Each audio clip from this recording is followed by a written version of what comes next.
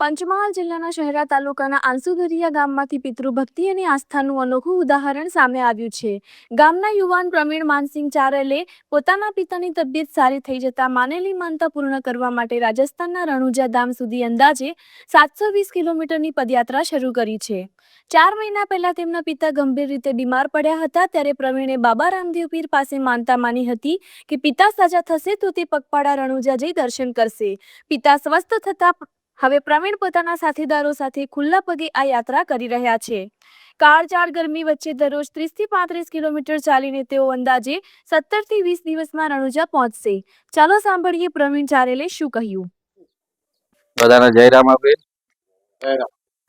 હું આસુંદરિયા ગામનો વતની છું। મારું નામ ચારેલ પ્રવીણભાઈ માનસિંહભાઈ છે અને મારે ઘણા સમયથી 2-4 મહિનાથી એક પછી મારા પપ્પા પર ને મારા પર આફતો આવતી હતી।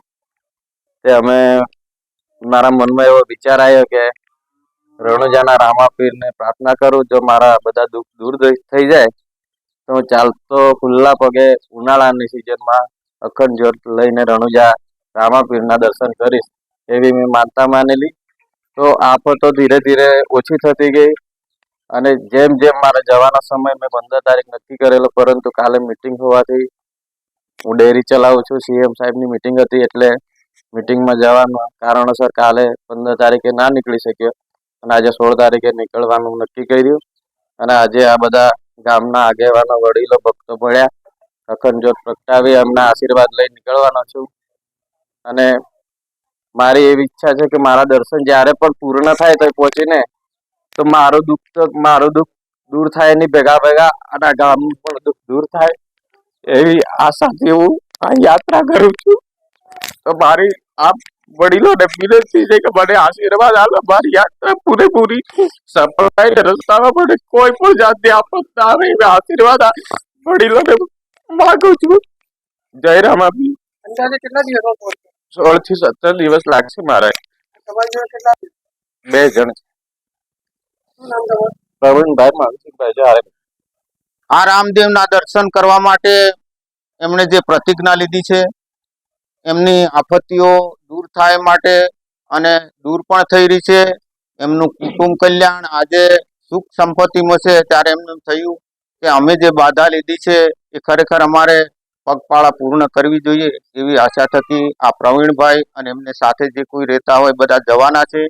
સાથે સાથે માનસિંહભાઈએ પણ આ બોલ કરેલો, પણ માનસિંહભાઈને ચાલવા માટે થોડી અશક્તિ છે એટલે છેલ્લે દાડે પણ જવાના છે અને રામાપીરના દર્શન કરવાના છે।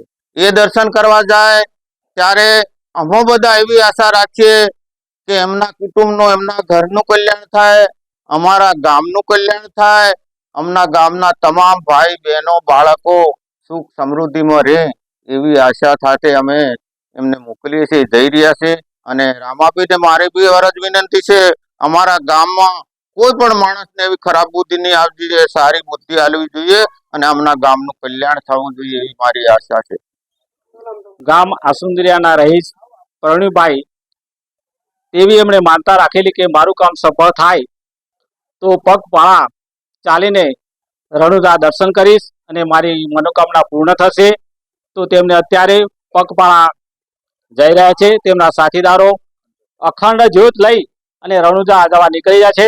તો ભગવાન તેમને સારી રીતે રણુજા પહોંચે અને કોઈ તકલીફ નહીં આવે તેવી દરેકને શુભેચ્છા। મારું નામ રાવળ રતનભાઈ તુતાભાઈ, ચારી ગ્રામ પંચાયત સરપંચ શ્રી।